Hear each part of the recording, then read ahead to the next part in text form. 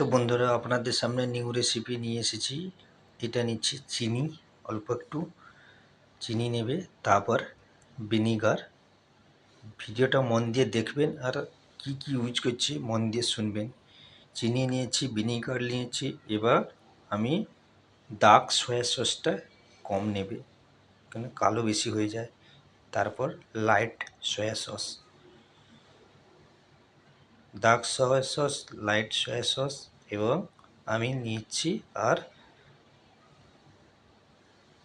White কালি মিরিচ, chicken powder, তারপর জল দিয়েছি। তারপর আমি কর্নফ্লোর দিয়ে এটাকে ভালো করে মিক্স করে নেবে, খুবই ভালো করে মিক্স করে রাখবেন। তারপর যখন বানানো হবে তখন এটা ইউজ করা হবে। খুবই সুন্দর রেসিপি আপনাদের সামনে। এটা আমি ওয়েস্টার সস দিচ্ছি, ঠিক আছে? এটা হচ্ছে ওয়েস্টার সস। তো কী সস আমি ইউজ করলাম আপনাদের বলে দিয়েছি। আপনারা এইভাবে আপনারা ইউজ করবেন আর এইভাবে আপনারা বানানোর চেষ্টা করবেন। খুবই সুন্দর রেসিপি। এটা আমি বানাচ্ছি চিংড়ি মাছ, ঠিক আছে? তো এই যে হচ্ছে লসুন, এটা লাল সিমলা মিরিচ, এটা হচ্ছে এটাও মির্চি, ঠিক আছে? এটা হচ্ছে থাই মির্চি, এবং বাদাম আছে আর তেজপাতা আছে।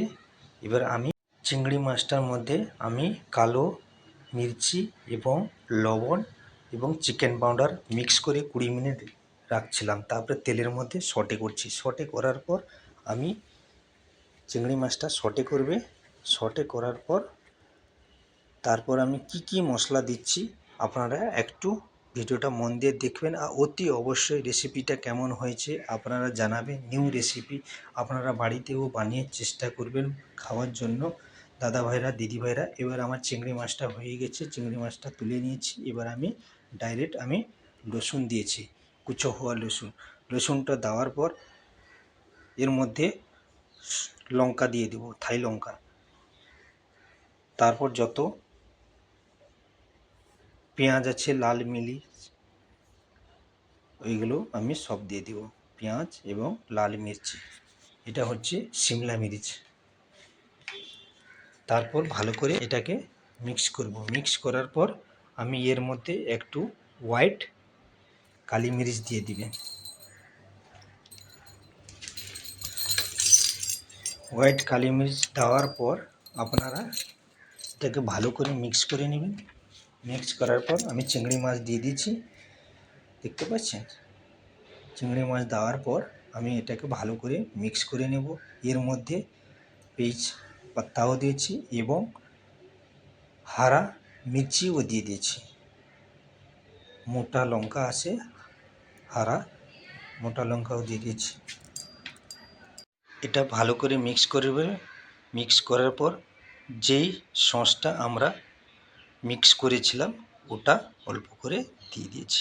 দেওয়ার পর তেজ আঁচ করবে, পুরো তেজ আঁচ করার পর এটাকে ভালো করে মিক্স করে নেবে। আপনার হয়ে গেল।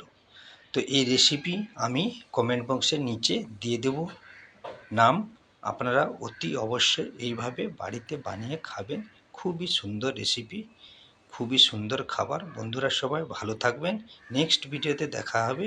এই হচ্ছে, তো কেমন হয়েছে বন্ধুরা অতি অবশ্যই আমাকে কমেন্ট বক্সে জানাবে রেসিপি।